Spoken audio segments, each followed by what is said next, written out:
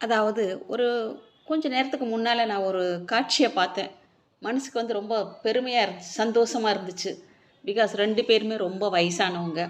அந்த லேடி பார்த்தீங்கன்னா, சைக்கிள் தள்ளிட்டு ஏதோ ஒரு பொருள வித்துட்டு கூவி கூவி சத்தம் போட்டு போறாங்க. பின்னால ஹஸ்பண்ட் அப்படியே மெதுவா நடந்து போறாரு. நல்ல வயசானவங்களா தான் இருக்கிறாங்க. எனக்கே ஆச்சரியமா இருந்துச்சு இன்னைக்கு.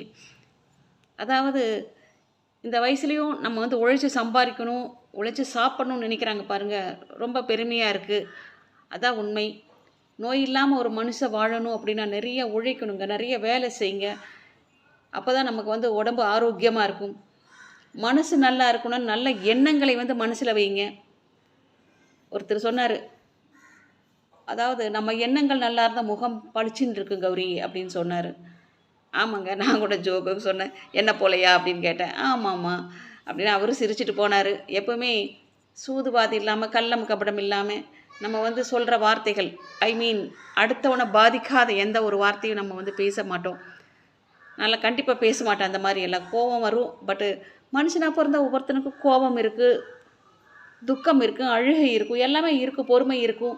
அதுக்காக எப்போ பார்த்தாலும் கோவப்பட்டே இருப்பாங்கன்னு சொல்ல முடியாது இல்லையா?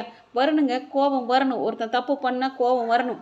எனக்கு கோவமே வராதுன்னு சொன்னா கண்டிப்பா நான் ஒத்துக்கவே மாட்டேன். வந்தா கோபக்காரன கூட நம்பலாம். கோவம் வந்தா வார்த்தை விட்டுட்டு திட்டி போட்டு போயிருவாங்க அவங்க. ஆனா, ஒண்ணுமே பேசாம போறாங்க பாருங்க, முணுமுணுன்னு இருந்துட்டு, அவங்கள எப்பவுமே நம்பாதீங்க. என்ன பொறுத்தவரைக்கும். நான் என்னோட அனுபவத்த சொல்றேன். நான் கண்டிப்பா வந்து என்னை விட வயசுக்கு பெரியவங்ககிட்ட தான் நான் பழகுவேன் எப்பவுமே. அவங்களே சொல்லுவாங்க, உரிமையா பேசுவாங்க. "ஏன் கௌரி இப்படியெல்லாம் பண்ற? இதெல்லாம் பண்ணாதம்மா, தப்பும்மா" அப்படின்னு சொல்லுவாங்க. அப்போ நான் அவங்களுக்கு ஒரு விளக்கம் குடுப்பேன். எப்பவுமே வந்து கருத்து சுதந்திரம் அப்படிங்கிறது எல்லாருக்கும் இருக்கு. என்ன ஒரு ஆள் கேட்டாரு திடீர்னு. ஒரு மீட்டிங் முடிஞ்சோனே கேட்டார், "நீ எதுக்கும்மா இதெல்லாம் பேசுற?" அப்படின்னு. அப்புறம் நான் கேட்டேன், "நானும் ஒரு இன்ஸ்டியூட் ப்ரொப்ரைட்டர் தாங்க. எனக்கு பேசுறதுக்கு ரைட்ஸ் இருக்கு. ஒரு காலத்தில அமைதியா இருப்பேன். என்ன சொன்னாலும் பேசாம போயிட்டுருப்பேன்.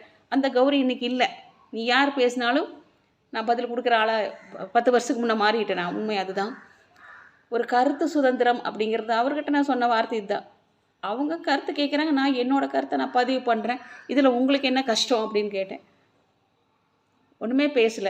கம்முனு இருந்துட்டாரு. அப்பதான் நான் நெனச்சேன். எங்க அம்மா தான் சொல்லுவாங்க, "கௌரி, ஒருத்தர் தொரத்திட்டே இருந்தாங்கன்னா, நீ ஓடிட்டே இருப்ப. திரும்பி நின்னு பாரு. அவங்க வந்து சைலண்ட் ஆயிருவாங்க" அப்படின்னு.